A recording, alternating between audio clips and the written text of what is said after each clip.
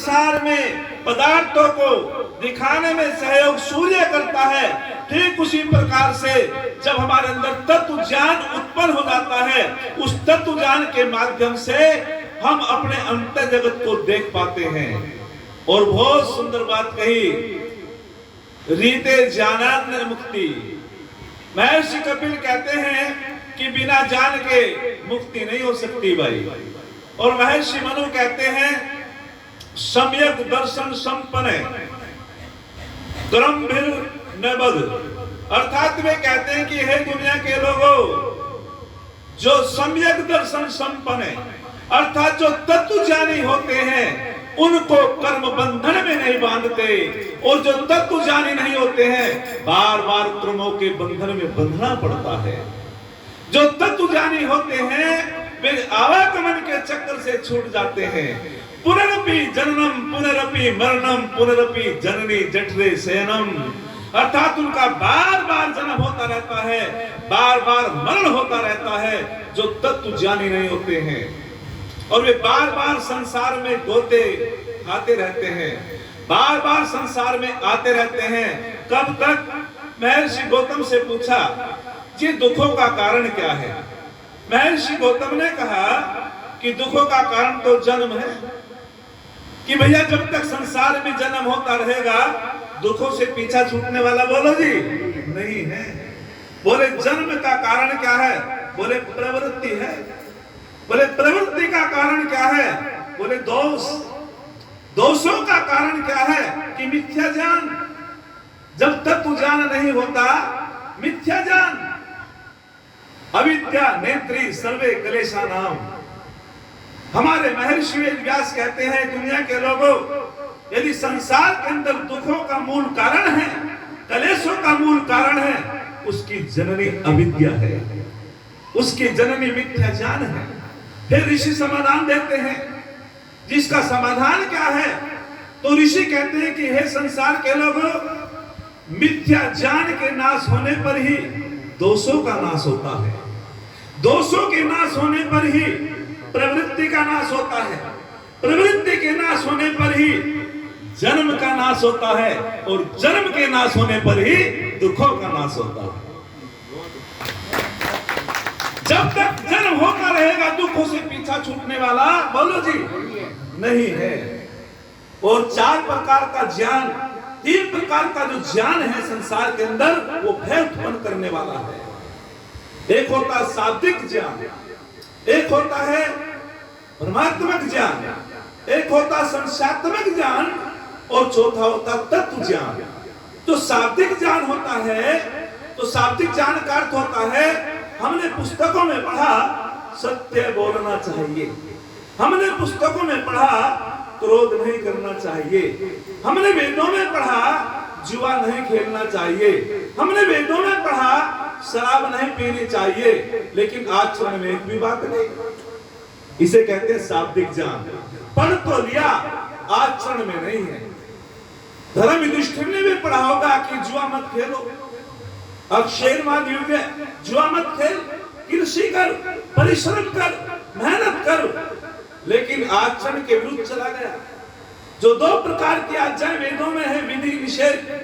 विधि आज्ञाओं में कहा गया हे संसार के लोगों हमें कौन कौन से कर्म करने चाहिए, और निषेध आज्ञा में कहा गया कि हमें कौन से नहीं करने चाहिए। हमें जुआ बोलो नहीं खेलना चाहिए, हमें शराब नहीं पीनी चाहिए, हमें जो है शराब नहीं पीनी चाहिए, जुआ नहीं खेलना चाहिए, हमें क्रोध नहीं करना चाहिए। लेकिन जब तक हमारा वो शाब्दिक ज्ञान आचरण में नहीं होता, वो भय उत्पन्न करने वाला होता है गुरुजी। और जब वही शाब्दिक ज्ञान आचरण में आ जाता है, हम निर्भय बन जाते हैं, हमको फिर किसी प्रकार का भय नहीं लगता।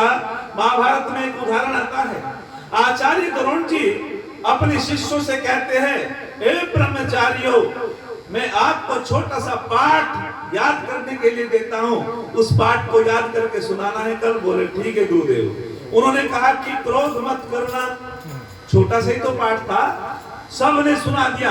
अर्जुन, नकुल, सहदेव, भीम दुशासन सबने सुना दिया, दुर्योधन आदि ने।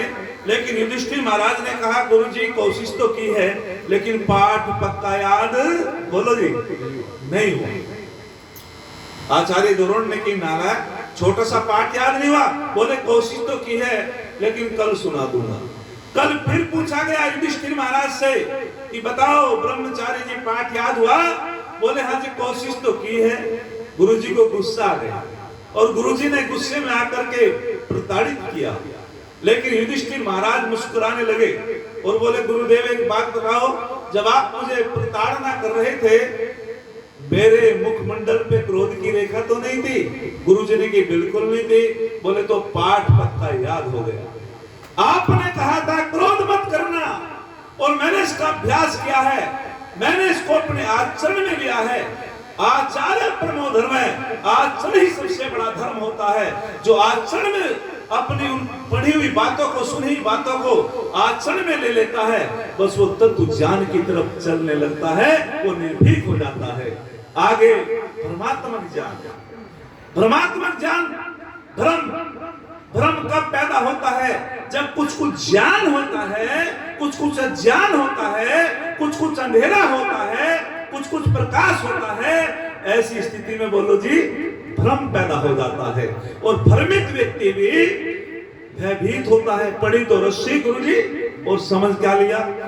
सांप। ये भ्रम हो गया।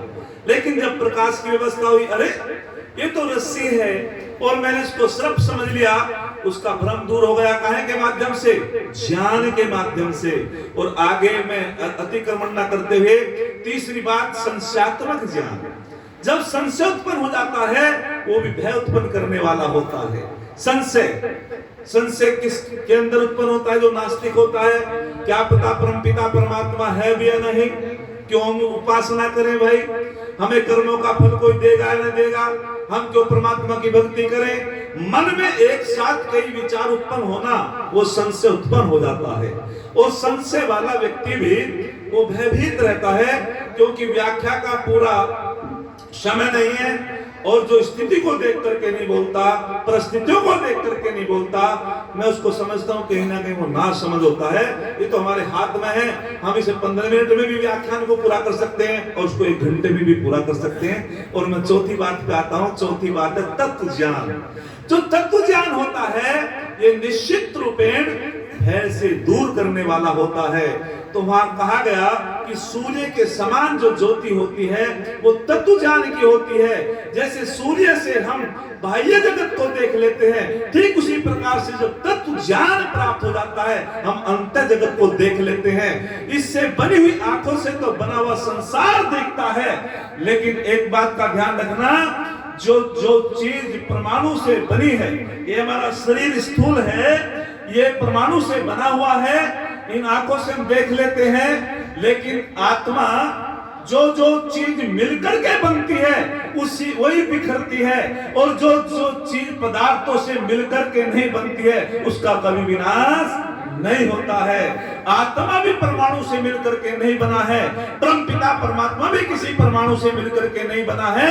अर्थात जो मिलकर के नहीं बनता है वो अजर अमर नित्य सत्ता है। आत्मा भी अजर अमर है, परमपिता परमात्मा भी अजर अमर नित्य सत्ता है। फिर समय मिलेगा आपकी सेवा करेंगे। मैंने पहले कहा था क्योंकि बहुत वक्ता है, ये तो 1 घंटे का व्याख्यान था, लेकिन भूमिका के रूप में 1/4 मैंने इसकी व्याख्या की है, 3 हिस्से इसके रह गए हैं। एक छंद कह करके मैं अपनी वाणी को विराम दूंगा।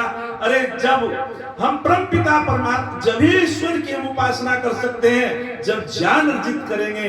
बिना ज्ञान के हम परमात्मा की उपासना ठीक प्रकार से नहीं कर सकते।